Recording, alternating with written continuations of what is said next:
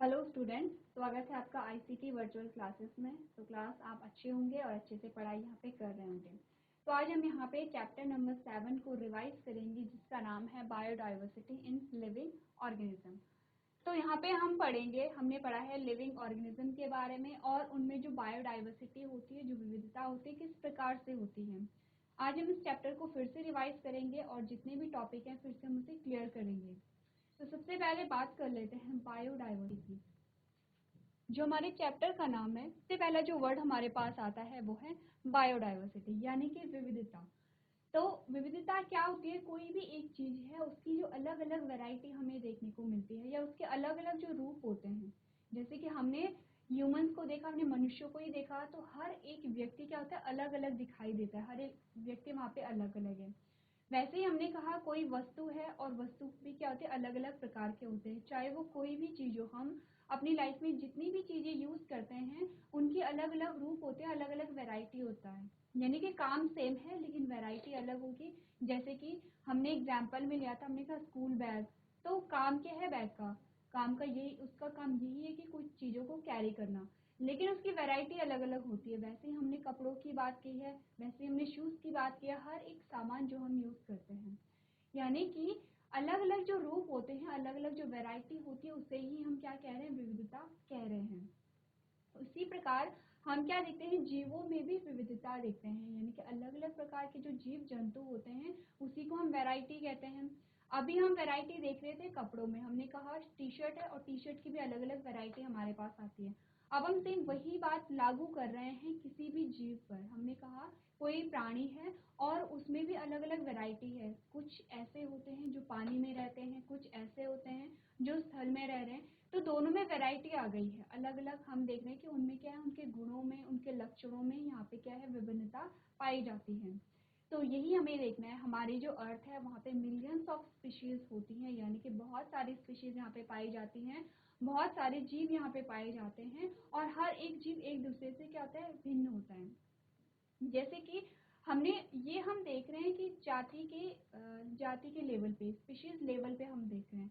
अगर हम बात करें मनुष्य की, हमने कहा हर एक मनुष्य में क्या है, विभिन्नता पाई जाती है, जिसे हम इंडिविजुअल डिफरेंस कहते हैं, यानी कि व्यक्तित्व विभिन्नता कहते हैं। तो देखिए, विभिन्नता यहाँ पे मनुष्य में ही पाई जा रही, एक ही जाति है। और अगर हम देखें कि स्ट्रक्चर एक है, फंक्शनिंग एक ही होती है। अगर आप देखेंगे हमारी बॉडी का शेप एक जैसा होता है, हमारे जो इंटरनली जो फंक्शन होते हैं, इंटरनली जो ऑर्गन होते हैं, सबके एक जैसे होते हैं, लेकिन फिर भी यहाँ पे क्या वैरायटी यहाँ पे पाई जाती है, विभिन्नता पाई जा रही है। तो ये हम क्या देख रहे हैं, ये हम देख रहे हैं कि पर्सनल लेवल पे भी यहाँ पे विभिन्नता पाई जाती है। उसी प्रकार से हम बात कर रहे हैं यहाँ पे स्पीशीज लेवल की, यानी कि जातीय जो स्तर होता है, उस स्तर पे हम देख रहे हैं कि बहुत सारी विभिन्नताएं यहाँ पे पाई जाती है। कि इसी के बारे में हम यहाँ पे इस चैप्टर में पढ़ेंगे, किस प्रकार से क्या होते हैं, अलग अलग जीव होते हैं, क्या वहाँ पे आधार क्या है। हमने कहा हमने अलग अलग जीवों को अलग अलग कैटेगरी में बांट दिया है, उसका आधार क्या है।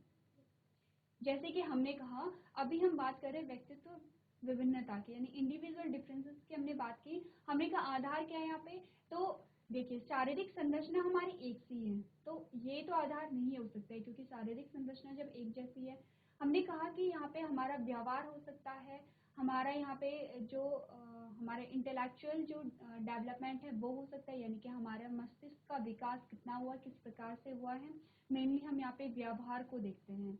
उसी प्रकार से हमने जातीय स्तर पे क्या देखा, अलग अलग आधार हमारे पास आएंगे, और उन आधार के तौर पे हम अलग अलग ग्रुप बनाएंगे कि कौन सा जीव किस ग्रुप में आएगा। तो इस चैप्टर में हमें यही पढ़ना है। सबसे पहले हम देख लेते हैं जो बायोडाइवर्सिटी है उसकी डेफिनेशन। क्या पढ़ी हमने, डाइवर्सिटी क्या होती है। This earth is full of organism of various shapes and size. The largest phylum of animal kingdom along contain over a million species. कह रहे कि जो हमारी अर्थ है, जो हमारी पृथ्वी है, इसमें बहुत सारे असंख्य जीव पाए जाते हैं। इतने जीव पाए जाते हैं कि जिन्हें हम गिन भी नहीं सकते हैं। और अभी हम जब बात करेंगे फाइलम के बारे में, जब हम बात करेंगे किंगडम के बारे में, तो सबसे बड़ा जो हमारे पास फाइलम आया है वो है एनिमल। तो एनिमल ही इस ग्रुप में इतने सारे हम जीवों को देखेंगे कि जो बहुत ज्यादा होते हैं, असंख्य होते हैं। नेक्स्ट हमने क्या बात की, हमने कहा there are varieties of plant right from a small grasses to tall eucalyptus trees. यानी कि अगर हम बात करें पादपों के बारे में, अभी तक हमने कहा एनिमल की हम बात कर रहे हैं, अगर हम बात करें पादप के बारे में, प्लांट्स के बारे में, तो आप देखेंगे बहुत सारी वैरायटी यहाँ भी पाई जाएगी। आपने छोटी छोटी घास से लेके बड़े बड़े पेड़ भी देखे होंगे और उनके बीच में भी बहुत सारी वैरायटी वहाँ पे आ रही है।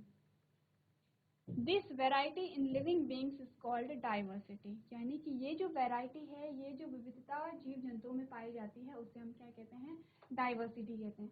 अब एक इमेज हमारे पास है, तो हमने क्या देखा, अलग अलग यहाँ पे क्या है, कुछ यहाँ पे क्या है, प्लांट है, कुछ यहाँ पे ऐसे यूनिसेलुलर ऑर्गेनिज्म है, यानी कि उनका जो निर्माण है वो एक ही सेल से बना हुआ है। कुछ ऐसे हैं कि जो दिखने में प्लांट जैसे होते हैं लेकिन फिर भी प्लांट से अलग हैं। कुछ इस प्रकार के जीव यहाँ पे आएंगे कि जिनमें जो ऑर्गन सिस्टम है वो पूरा डेवलप हो चुका है। तो यानी अलग अलग हम यहाँ पे क्या देख रहे हैं, जीव जंतुओं को देख रहे हैं। चलिए, अब हमने बात की थी डाइवर्सिटी की। तो डाइवर्सिटी की जब हम बात कर रहे हैं, विविधता की जब हम बात करें, तो वहाँ पे लिविंग नॉन लिविंग की कोई बात नहीं हो रही है। हमने एग्जाम्पल में शूज भी लिए, हमने एग्जाम्पल में कपड़े भी लिए, हमने एग्जाम्पल में स्कूल बैग लिया है, कोई भी चीज आप ले सकते हो। लेकिन जहाँ पे बात आती है बायोडाइवर्सिटी की, तो दो शब्दों से मिलके बना है बायोडाइवर्सिटी, बायो प्लस डाइवर्सिटी, यानी कि जीवित प्राणियों में जितनी भी विविधताएं पाई जाती हैं उसे हम क्या कह रहे हैं, जैव विविधता कह रहे हैं।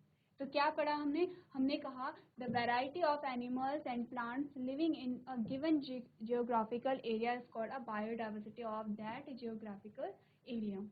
कह रहे हैं कि कोई गिवन एरिया है, कोई एक गिवन एरिया है और उस एरिया में जीवों में या फिर जो पादपों में जितनी भी वैरायटी हमें देखने को मिलती है उसे हम कहते हैं बायोडाइवर्सिटी। तो बायोडाइवर्सिटी में क्या है, आप लिविंग ऑर्गेनिज्म की ही बात करेंगे, आप या तो प्लांट की बात करेंगे या फिर आप जीवों की बात करेंगे। तो यहाँ तक की बात क्लियर है। नेक्स्ट जो पॉइंट आता है, अब आ गया है क्लासिफिकेशन, यानी कि वर्गीकरण। देखिए, अभी तक हम कह रहे थे कि क्या होती है, जीवों में बहुत सारी विविधता होती है, बहुत सारे जीव हमने देखे भी हैं। आपने देखा होगा कि आपने छोटी सी एक चींटी भी देखी, आपने बड़ा सा एक हाथी भी देखा है, आपने मनुष्य भी देखे हैं इतने जो डेवलप होते हैं, और आपने कुछ ऐसे जंतु भी देखे हैं कि जो क्या रहते हैं, पानी में भी रहते हैं। तो यहाँ पे क्या है, कोई सिस्टमैटिक सा वो नहीं, एक सिस्टम नहीं है हमारे पास जिससे हम ये पता लगा पाए कि यहाँ पे जो विकास के, अगर हम विकास के तौर पे देखें तो किसका विकास, किसका डेवलपमेंट कब हुआ है।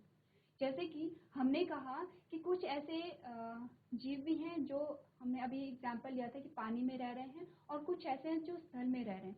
तो हमें ये नहीं पता चलेगा कि कौन से वो जीव हैं जो पानी में रहेंगे, उनके क्या गुण होते हैं, और कौन से स्थल में रहेंगे, उनके क्या गुण होते हैं। तो उसके लिए हमने क्या किया, यहाँ पे वर्गीकरण किया।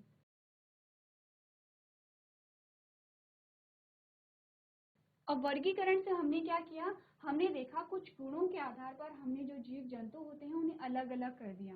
जैसे कि फिर से वही एग्जांपल लेते हैं, हमने देखा कौन कौन से जीव पानी में रह रहे हैं उन्हें हमने एक ग्रुप में रख दिया।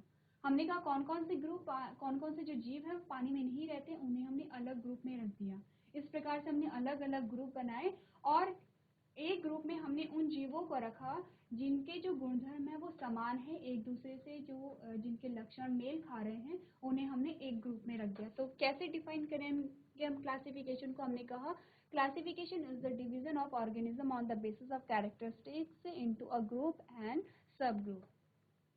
यानी कि हमने क्या किया, अब देखिए विभाजन करते हैं हम, स्कूल में भी जब हम रहते हैं तो वहाँ पे भी अलग अलग ग्रुप बनाए जाते हैं। अब जैसे कि कोई फंक्शन है, फंक्शन में कोई पार्टिसिपेट कर रहा है तो उस बेसिस पे भी हम अलग अलग ग्रुप बनाते हैं। हम देखते हैं कि जो डांस करेंगे उनका हम एक अलग ग्रुप बना देंगे, जो यहाँ पे सिंगिंग करेंगे उनका हम एक अलग ग्रुप बना देंगे, जो यहाँ पे वाद विवाद में भाग लेंगे उनका हम एक अलग ग्रुप बना देंगे। तो हमने क्या किया, हमने कैरेक्टर को देखा, गुणों को देखा, यानी कि जितने भी डांस करने वाले बच्चे थे उनको पहले हमने एक ग्रुप में रख दिया है, क्योंकि वो सारे बच्चे क्या कर रहे हैं, एक ही काम कर रहे हैं, डांस ही कर रहे हैं। सेम हमने कहा जितने बच्चे यहाँ पे सिंगिंग करेंगे, गाना गाएंगे, उनको हमने एक ग्रुप में रख दिया क्योंकि वो एक ही काम कर रहे हैं, वो यहाँ पे गाना गा रहे हैं। अब हमने पहले क्या कर दिया है, यहाँ पे अलग अलग ग्रुप में डिवाइड कर दिया। तो ये हो गया ग्रुप। अब सब ग्रुप क्या हो गए हैं, हमने कहा कि सारे जितने भी डांस करने वाले बच्चे थे उनका एक ग्रुप बन गया, लेकिन अब एक गाने पे जितने बच्चे डांस करेंगे उनका अलग ग्रुप बन जाएगा। यानी कि अब हमने सब ग्रुप में, पहले हमने ग्रुप में डिवाइड किया, अब सब ग्रुप में डिवाइड किया। पहले डांस करने वाले जितने भी बच्चे थे उन्हें अलग किया। अब हम देखेंगे कि एक गाने पे कितने बच्चे यहाँ पे डांस करेंगे, यानी कि अब गानों के बेसिस पे, पहले डांस के बेसिस पे हमने उन्हें अलग किया था, अब हम सॉन्ग के बेसिस पे उन्हें अलग कर रहे हैं कि हमने एक पर्टिकुलर सॉन्ग ले लिया है, अब हम देखेंगे उस सॉन्ग में कितने बच्चे डांस करेंगे, उनका अब हमने एक अलग सा सब ग्रुप बना दिया है। तो क्लासिफिकेशन में यही होता है, पहले हम क्या करते हैं, जनरल कैरेक्टर को देखते हैं। हम देखेंगे हम पढ़ते चले आ रहे हैं क्लास 6 से ऑटोट्रॉफ और हेटेरोट्रॉफ, यानी स्वपोषी और परपोषी।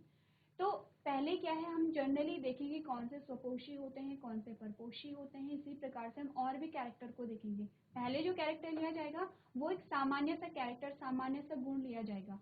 उसके बाद हम एक बड़ा सा ग्रुप बना लेंगे और उस ग्रुप में उन सारे ही जीवों को डाल देंगे कि जिनमें वो सामान्य गुण मेल खा रहा होगा।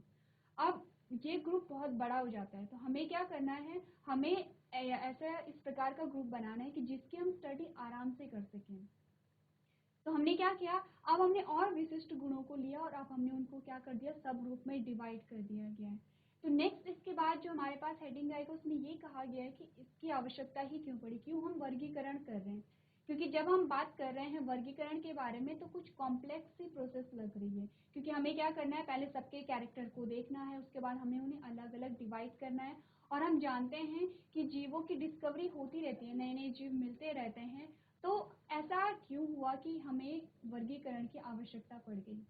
हमने कहा जब तक हमें किसी भी जीव के बारे में जानकारी नहीं होगी तब तक हम कोई भी विकास कार्य वहाँ पे नहीं कर सकते हैं। फॉर एग्जाम्पल, सबसे पहले जब हम बात करते हैं यहाँ पे डेवलपमेंट की, या फिर जब हम बात करते हैं क्लासिफिकेशन की, हमने कहा हम मनुष्यों के बारे में बात करेंगे। तो मनुष्यों के डेवलपमेंट के लिए हमें सबसे पहले मनुष्यों के बारे में पता होना चाहिए। जैसे कि या फिर मनुष्य की बात करें या फिर प्लांट्स की बात करें, सबसे पहले बात करते हैं मेडिकल फील्ड की।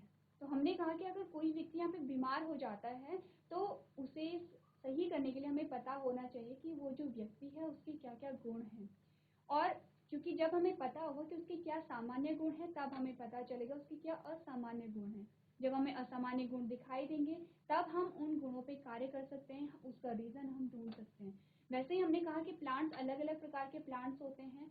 तो अगर हम बात करें एग्रीकल्चर की, तो अगर कोई व्यक्ति है और वो खेती कर रहा है, वो फसल उगा रहा है, तो जब तक उसे अलग अलग फसलों की वैरायटी के बारे में, उनके गुणों के बारे में पता नहीं होगा तब तक वो फसल को नहीं उगा सकते। क्योंकि हमने पढ़ा था जो प्लांट्स होते हैं उन्हें क्या चाहिए होते हैं, निश्चित प्रकाश उन्हें चाहिए होता है, यानी कि प्रकाश अवधि निश्चित होती है, जो पानी की मात्रा है वो निश्चित होता है, जो टेम्परेचर है, यानी कि एक फिक्स अमाउंट चाहिए होगा हर एक चीज़ का। एक प्लांट को क्या क्या चाहिए होता है, हमने कहा उसे एक निश्चित टेम्परेचर चाहिए, उसे पानी चाहिए, उसका जो इन्वायरमेंट है उसमें मॉइस्ट कितनी हो वो चाहिए, प्रकाश की अवधि कितनी है वो चाहिए। तो ये सारे ही गुण पता होने चाहिए किसान को, तभी वो एक फसल को उगा सकता। तो अब उसे फसल के बारे में कैसे पता होगा, क्योंकि हमने कहा प्लांट्स, अब प्लांट्स में सारे ही आ जाते हैं। प्लांट्स में एक छोटी सी घास से लेके बड़ा सा वृक्ष भी आ रहा है।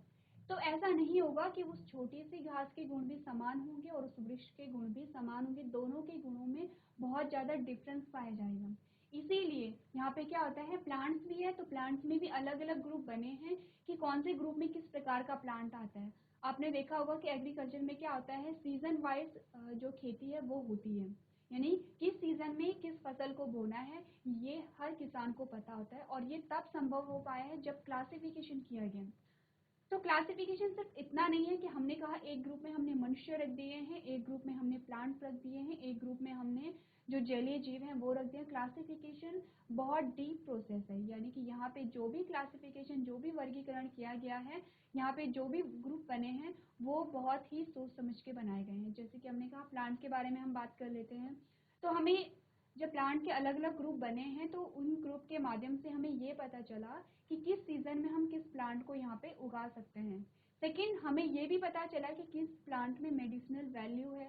थर्ड, हमें ये पता चला है कि किस प्रकार से हम पैदावार को बढ़ा सकते हैं। जैसे कि हो सकता है कि किसी प्लांट को बहुत अधिक प्रकाश की आवश्यकता नहीं है, बहुत कम प्रकाश की आवश्यकता नहीं है, वो ऐसे मौसम में होता है जब जो यहाँ पे वातावरण है वो सामान्य रहता है, यानी कि बहुत ज़्यादा ठंड भी ना हो, बहुत ज़्यादा गर्मी ना हो।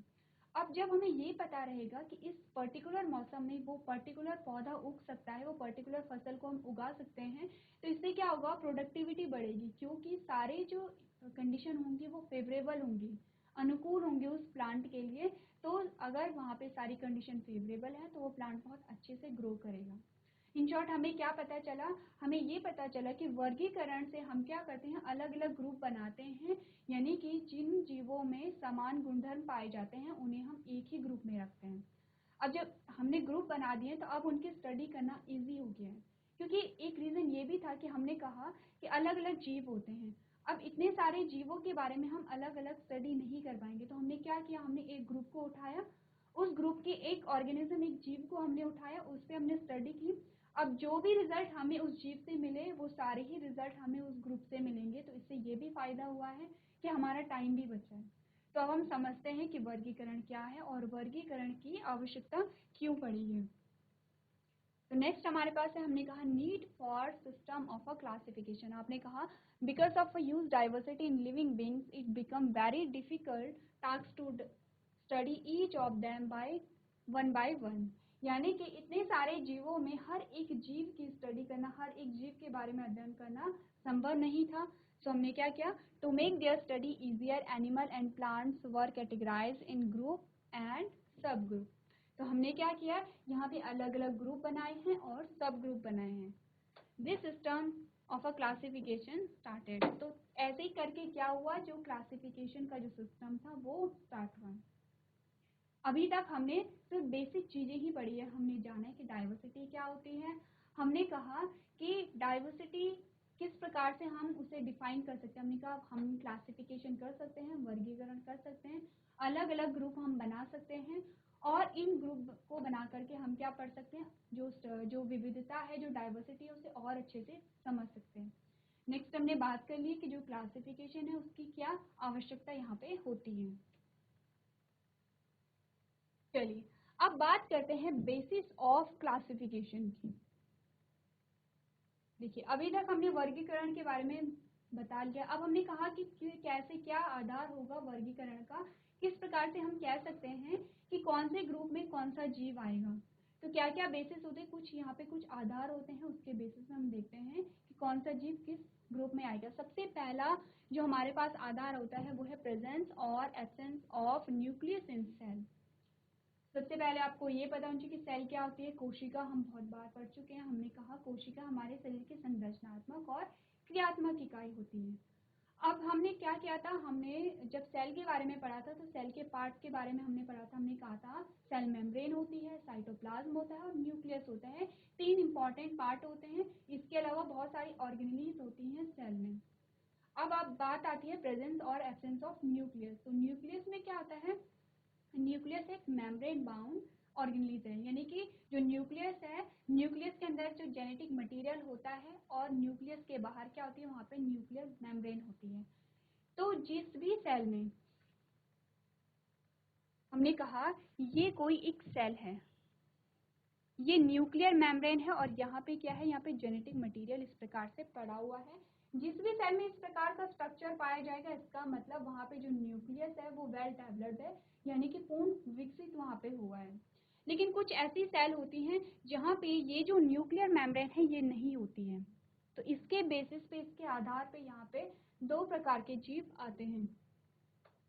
सबसे पहले आते हैं प्रोकैरियोट्स। तो क्या होते हैं प्रोकैरियोट्स, हमने कहा those organism which have cell without well defined nucleus are called prokaryote. देखिए प्रो मीन्स होता है प्रिमिटिव, प्रिमिटिव यानी कि जो सबसे पहले जिसका उद्भव हुआ है, प्रिमिटिव यानी पुराना, प्रिमिटिव यानी कि जिसका उद्भव सबसे पहले हुआ है। तो प्रोकैरियोट का क्या मतलब है, वो सेल जिसमें जो न्यूक्लियस है वो वेल डिफाइंड नहीं है। वेल डिफाइंड होने का क्या मतलब है, जब न्यूक्लियर मेम्ब्रेन यहाँ पे होगी तो न्यूक्लियर मेम्ब्रेन क्या यहाँ पे प्रदर्शित कर रही है कि जो न्यूक्लियस का डेवलपमेंट है, न्यूक्लियस का जो विकास है वो पूर्ण रूप से हुआ है, यानी कि न्यूक्लियस को हम क्या कहते हैं, केंद्रक। लेकिन अगर न्यूक्लियर मेम्ब्रेन नहीं है तो इसका मतलब यहाँ पे जो न्यूक्लियस है वो वेल डिफाइंड नहीं है। और जिसमें न्यूक्लियस वेल डिफाइंड नहीं होता है, वेल डिफाइंड से क्या मतलब है कि पूर्ण विकास नहीं हुआ है, और जिसका पूर्ण विकास नहीं हुआ है उसे हम क्या कह रहे हैं, उसे हम कह रहे हैं प्रोकैरियोट। क्या होते हैं प्रोकैरियोट, देखिए हमने कहा बैक्टीरिया होते हैं, आर्किया होते हैं, प्रोटिस्ट। अब यहाँ पे क्या है, जो न्यूक्लियस है वो वेल डिफाइंड नहीं है। पहला पार्ट हमारे पास आ गया है, यानी कि अगर न्यूक्लियस के बेसिस पे देखें तो दो कैटेगरी हमारे पास आती हैं। हमने कहा दो कैटेगरी आती हैं। पहला आ गया प्रोकैरियोट, सेकंड को हम कह रहे हैं यूकैरियोट। अब क्या होते हैं यूकैरियोट? सिंपल सी बात है, प्रोकैरियोट के जस्ट अपोजिट होंगे यूकैरियोट, यानी कि वहां पे क्या होगा, न्यूक्लियस के बाहर न्यूक्लियस मेम्ब्रेन भी प्रेजेंट होगी और न्यूक्लियस वेल डिफाइंड होगा। तो हमने कहा those organism which have cell with well defined nucleus are called eukaryotes. Presence of a nucleus and membrane bound organelles give better efficiency to cell। तो क्या होता है कि जितना बेटर डेवलपमेंट किसी सेल का होगा, यानी कि जितनी मैच्योर, जितनी परिपक्व कोई सेल होगी, इसका मतलब उसका विकास उतने अच्छे से हुआ है। तो न्यूक्लियस के प्रेजेंस और एब्सेंस के बेसिस से हमारे पास दो प्रकार के कैटेगरी आई है, दो प्रकार के ग्रुप आए हैं, प्रोकैरियोट और यूकैरियोट। अब आपको ये ध्यान रखना है कि प्रोकैरियोट और यूकैरियोट में ज़्यादा डेवलप कौन है। सिंपल सी बात है, हमने कहा जो प्रो है, जो प्रिमिटिव है, जो पुराना है, वो ज़्यादा डेवलप नहीं होगा। अब ये हम सेम ऐसे देख सकते हैं, आप और हम सभी आजकल मोबाइल फ़ोन यूज़ करते हैं। अगर आप देखेंगे आज से 10 या 12 साल पुराने फ़ोन को, तो सबसे पहले जो छोटे छोटे फ़ोन आते थे, कीपैड वाले फ़ोन आते थे, बहुत छोटे छोटे होते थे, बहुत ज़्यादा डेवलप नहीं थे, क्योंकि पहले जो फ़ोन, सबसे पुराने जो फ़ोन होते थे उनमें कैमरा नहीं होता था, उनमें आप गाने नहीं सुन सकते थे, सिर्फ आप वहाँ पे फ़ोन कर सकते थे। धीरे धीरे जो फ़ोन हुए वो एडवांस हुए और उनमें नए नए फीचर आने शुरू हुए, जैसे कि वहाँ पे कैमरा आने लग गया। उसके बाद हमने देखा कि अब हम वहाँ पे जो म्यूज़िक है उसे भी हम सुन सकते हैं। फिर क्या, वो जो फ़ोन है वो और एडवांस हुए और अब हमारे पास स्मार्टफोन आ गए हैं और स्मार्टफोन से हम बहुत सारी सी चीज़ें कर पा रहे हैं। तो जो कीपैड वाला फ़ोन था वो क्या था, प्रिमिटिव था, यानी कि पुराना था, जो कि सबसे पहले जिसका ओरिजिन हुआ है। तो उसमें जो फीचर्स होंगे वो पुराने होंगे, वो एडवांस नहीं होगा। लेकिन अगर हम बात करें आजकल स्मार्टफोन की, तो वो क्या है, एडवांस है, उनके जो फीचर हैं वो बहुत नए हैं। तो हमने क्या देखा, हमने देखा जो प्रोकैरियोट थे वो क्या थे, डेवलप नहीं थे, और जो यूकैरियोट थे वो ज़्यादा डेवलप थे। किसके कंपैरिजन में, प्रोकैरियोट के कंपैरिजन में। तो हमने देखा पहला जो हमारा आधार वो हमने पढ़ लिया है। सेकंड जो हमारे पास आता है, number of cell in an organism. ये हम सारे पढ़ रहे हैं आधार, जो वर्गीकरण का आधार, ये हम पढ़ रहे हैं। पहला हमने पढ़ लिया है। सेकेंड हमारे पास आता है कि नंबर ऑफ सेल। अब कोशिकाओं के नंबर के आधार पर भी यहाँ पे दो प्रकार के जीव आते हैं। हमने जब कोशिकाओं के बारे में पढ़ा था, हमने कहा था कि पूरा जो जीव है उसका निर्माण कोशिका से ही हुआ है। जब हमने पढ़ा था रिप्रोडक्शन के बारे में, तो हमने क्या कहा था, हमने कहा था जब फर्टिलाइजेशन हुआ है और जब जाइगोट बना है तो सिंगल सेल स्टेज थी जाइगोट की, और उसी जाइगोट से पूरे मनुष्य का निर्माण हुआ है। तो अब आप देख सकते हो कहाँ एक सेल से पूरी एक बॉडी का निर्माण हुआ है, यानी कि सेल है और सेल यानी कि कोशिका है, कोशिका से जीव का निर्माण होगा। लेकिन यहाँ पे क्या होता है, कोशिका के नंबर के आधार पर दो प्रकार के जीव आते हैं। कुछ ऐसे जीव होते हैं जिनका निर्माण सिर्फ एक ही कोशिका से होगा, जिन्हें हम एक कोशिकीय कहेंगे, और कुछ ऐसे जीव होते हैं जिनका निर्माण एक से अधिक कोशिका से होगा, जिन्हें हम क्या कहते हैं, बहुकोशिकीय जीव कहते हैं। चलिए, तो सेल के नंबर के आधार पर हमारे पास अब दो प्रकार के जीव आए हैं। सबसे पहले हमने बात की है एक कोशिकीय जीवों के बारे में।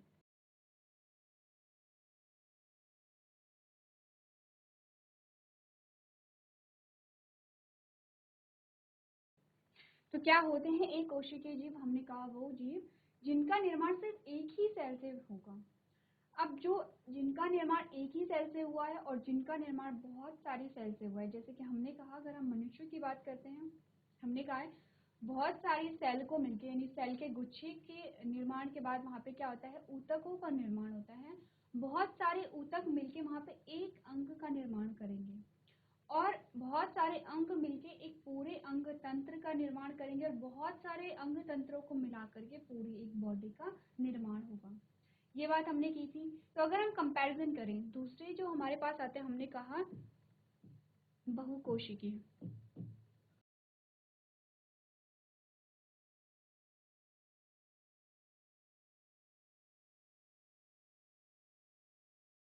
अगर हम दोनों का कंपैरिजन करें, हम उस जीव का कंपैरिजन करें जिसमें सिर्फ एक ही कोशिका है और हम उस जीव का कंपैरिजन करें जिसमें असंख्य कोशिकाएं हैं, तो क्या होगा? हमने कहा जो बहुकोशिकीय जीव होगा उसे हम आसानी से देख सकते हैं, और जो एक कोशिकीय जीव वो होगा जिसमें सिर्फ एक ही कोशिका है, उसे हम आसानी से नहीं देख सकते हैं। और इसीलिए इन्हें देखने के लिए हम किसी यंत्र का प्रयोग करते हैं जिन्हें हम माइक्रोस्कोप कहते हैं, यानी कि सूक्ष्मदर्शी कहते हैं। अब जो एक ही सेल जिसमें बनी होगी उस प्रकार के जीवों को हम क्या कहेंगे? हम कहेंगे सूक्ष्म जीव, यानी कि माइक्रो ऑर्गेनिज्म। तो इस प्रकार से दो प्रकार के जीव हमारे पास है, जैसे कि हम इमेज में हम देख सकते हैं। ये हमारे पास यूनिसेलुलर ऑर्गेनिज्म है, और ये जो इमेज हमें मिली है ये माइक्रोस्कोप से मिली है। वही अगर हम मल्टीसेलुलर की बात करें तो ये मल्टीसेलुलर जिसे हम अपनी आंखों से इजीली देख सकते हैं। अगर डेफिनेशन देखें यूनिसेलुलर जिसे हम एक कोशिकीय कह रहे हैं, हमने कहा those organism having single cell are termed as unicellular organism. अब देखिए, अब हम थोड़ा सा और कंपैरिजन करते हैं, हम मनुष्यों का कंपैरिजन करते हैं। हमने कहा हम श्वसन, अगर हम श्वसन कर रहे हैं तो हमने वहाँ पे रेस्पिरेटरी सिस्टम इन्वॉल्व था। जब डाइजेशन हो रहा था तो वहाँ पे डाइजेस्टिव सिस्टम इन्वॉल्व था। जब एक्सक्रीशन हो रहा था तो वहाँ पे एक्सक्रीटरी सिस्टम इन्वॉल्व था। इस प्रकार से हर एक चीज़ के लिए, हर एक काम के लिए अलग अलग ऑर्गन हैं। अब मल्टी सेलुलर में जैसे मनुष्य की बात की, वही हम पादपों की बात करते हैं। वो पादप जिनका जो डेवलपमेंट है, जिनका विकास है, वो पूर्ण रूप से हुआ है। तो हमने कहा कोई एक पेड़ है, वहाँ पे अलग अलग कार्य के लिए अलग अलग अंग वहाँ पे प्रेजेंट है। जैसे कि हमने कहा कि अगर अवशोषण संबंधी कार्य हैं तो वो जड़ कर रहे हैं, परिवहन संबंधी कार्य हैं वो तना कर रहे हैं, अगर रिप्रोडक्टिव रिलेटेड कोई कार्य है तो वो फ्लावर करेगा, फूल करेगा। अगर वहाँ पे भोजन संबंधी कोई कार्य है, यानी कि भोजन के निर्माण संबंधी कोई कार्य है, वो पत्ती कर रही है। यानी कि हर एक कार्य के लिए अलग अलग ऑर्गन होते हैं। किसके पास? हम बात कर रहे हैं बहुकोशिकीय जीवों के बारे में। वहीं हम बात करें यहाँ पे एक कोशिकीय जीव, तो एक कोशिकीय जीव की जो आवश्यकताएं हैं और बहुकोशिकीय जीव की जो आवश्यकताएं हैं वो बहुत अलग अलग हो सकती है, लेकिन जो बेसिक रिक्वायरमेंट होती है वो क्या होंगी? सेम होंगी। अब बेसिक रिक्वायरमेंट क्या है? हमने कहा पोषण। पोषण क्या है? एक बेसिक रिक्वायरमेंट है। कोई भी जो जीवित प्राणी है पोषण उसका होना ही होना है, क्योंकि जीवित रहने के लिए उसे क्या है? ऊर्जा की आवश्यकता है, और ऊर्जा के लिए वो क्या करेगा? अपना पोषण करेगा। तो अब यहाँ पे क्या होगा? एक ही सेल में क्या होगा? भोजन का पाचन भी होगा, भोजन का उत्सर्जन भी होगा। दो जो क्रियाएं हैं वो मुख्य हैं। तीसरी क्रिया क्या है? प्रजनन की प्रक्रिया। देखिए, जो पोषण और प्रजनन दोनों क्या है? बहुत इंपॉर्टेंट चीज है। चाहे एक कोशिकीय जीव हो चाहे बहुकोशिकीय जीव हो, दोनों में ही देखने को मिलता है। तो हमने कहा कि बहुकोशिकीय जीवों में अगर पाचन हो रहा है तो उसके लिए पाचक तंत्र है, और अगर उसमें रिप्रोडक्शन की प्रक्रिया हो रही है तो उसके लिए रिप्रोडक्टिव सिस्टम है।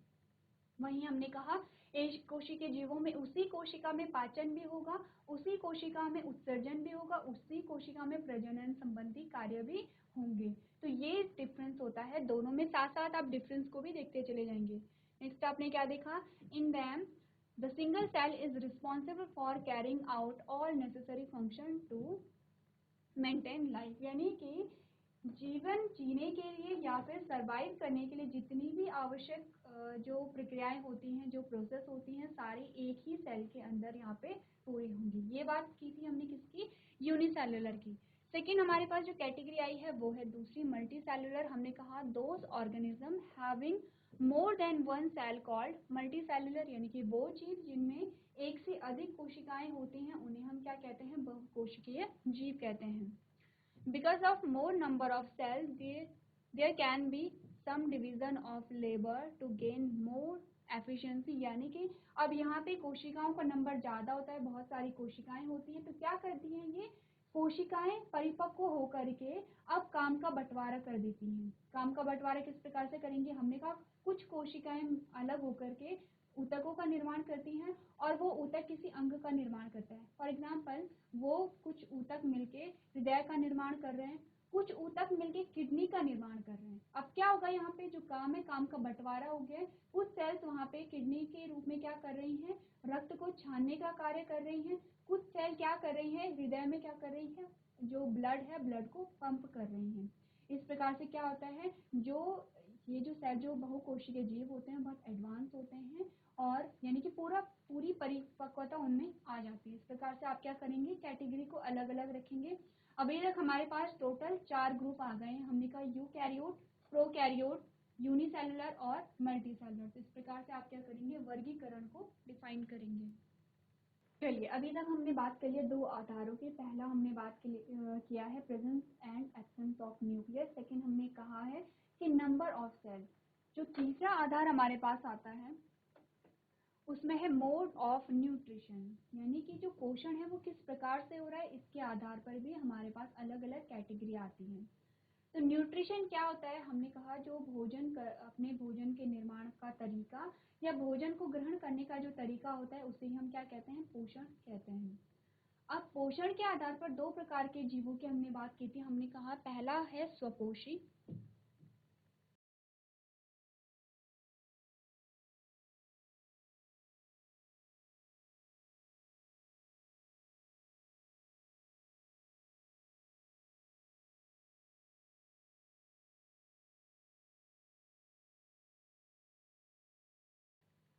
तो 2 प्रकार के जीव हमारे पास आते हैं, स्वपोषी और परपोषी। तो स्वपोषी से नाम जो इंडिकेट करता है वो कह रहे हैं जो अपना पोषण स्वयं कर सकते हैं उन्हें हम स्वपोषी कहते हैं, और जो अपने पोषण के लिए किसी पराये पर निर्भर रहते हैं उन्हें हम परपोषी कहते हैं। अब अपना पोषण स्वयं से क्या मतलब है, जो भी जीव अपना भोजन स्वयं बना सकते हैं उन्हें हम स्वपोषी कहते हैं। तो आप सोचेंगे कि इसके अकॉर्डिंग तो हम भी स्वपोषी हैं क्योंकि हम भी अपना भोजन स्वयं बनाते हैं। लेकिन यहाँ भोजन बनाने से क्या मतलब है कि अपने भोजन को बनाने के लिए जो भी चीज़ें, जो भी वस्तुएं हमें चाहिए होती हैं उसके लिए हम किसी जीवित प्राणी या फिर किसी प्लांट पे निर्भर ना रहें। जैसे कि अगर हम भोजन बना रहे हैं तो जो भी हमें सामग्री चाहिए होती है या तो हम प्लांट से लेते हैं या तो हम एनिमल से लेते हैं, चाहे वो सब्जी है, चाहे वो फल है, चाहे वो दालें हैं, चाहे वो घी है या फिर वो एग है, कोई भी चीज़ें हैं। यानी कि हम जो अपने भोजन बनाने के लिए जिस सामग्री का यूज़ कर रहे हैं हम किसी जीवित प्राणी पर आश्रित हैं उन सारी सामग्रियों के लिए।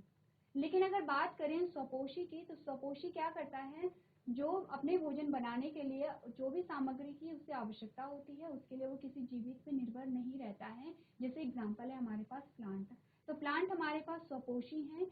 अब आपको ये बताना है, क्योंकि मैंने आपको आंसर पहले बता दिया है, आपको डिफाइन ये करना है कि स्वपोषी, हम प्लांट को स्वपोषी क्यों कह रहे हैं।